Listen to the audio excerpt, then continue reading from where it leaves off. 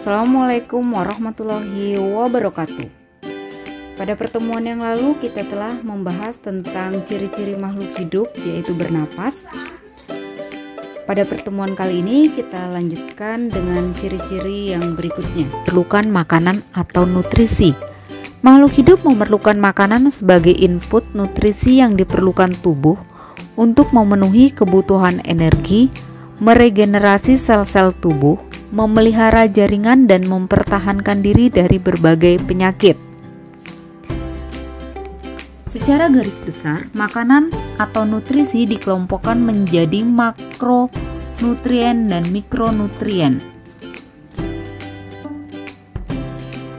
Nutrisi makronutrien yaitu nutrisi yang diperlukan dalam jumlah banyak, contohnya karbohidrat, protein, dan lemak. Sedangkan nutrisi mikronutrien yaitu nutrisi yang diperlukan dalam jumlah sedikit, contohnya vitamin dan mineral. Bergerak. Semua makhluk hidup bergerak meskipun tidak harus berpindah tempat.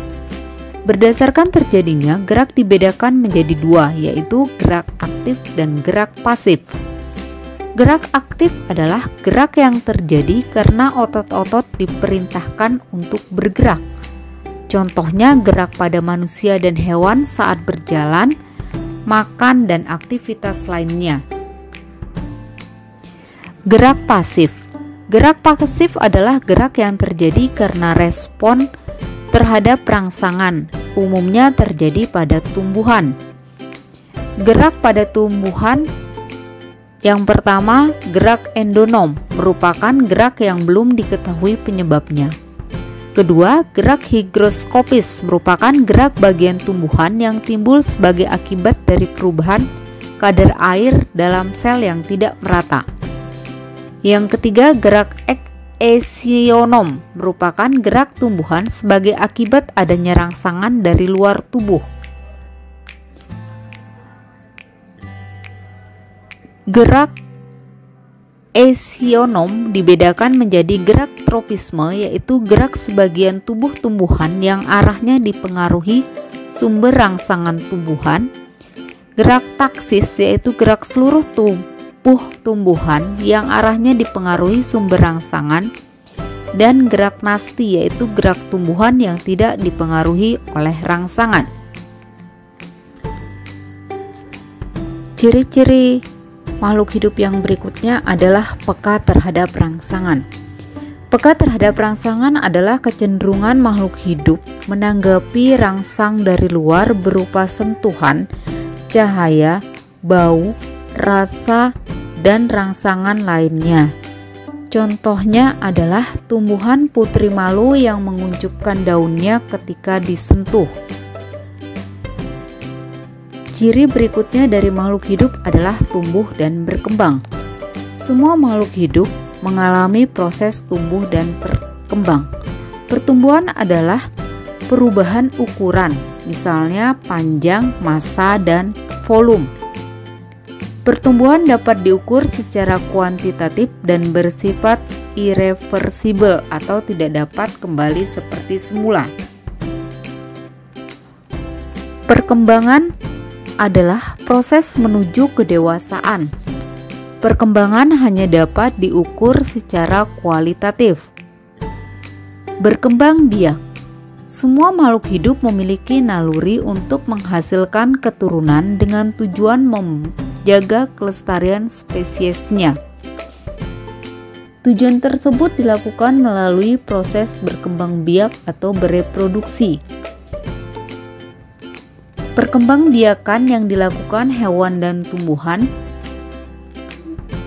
Untuk hewan dibagi menjadi tiga, yaitu beranak atau vivipar, bertelur ovipar, dan bertelur beranak ovovivipar.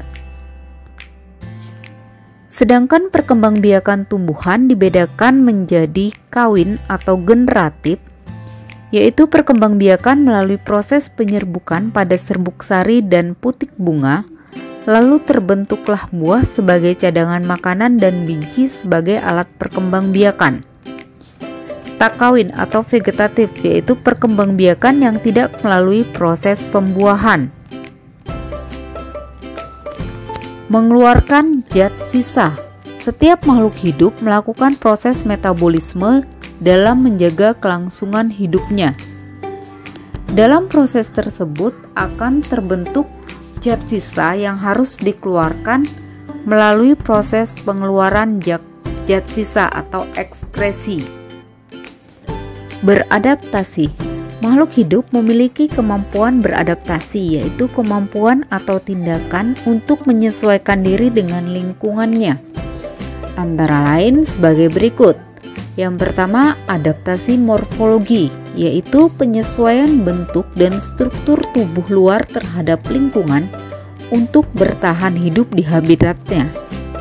Kedua, adaptasi fisiologi, yaitu penyesuaian fungsi alat tubuh untuk mempertahankan homeostatis terhadap lingkungan guna membantu proses metabolisme.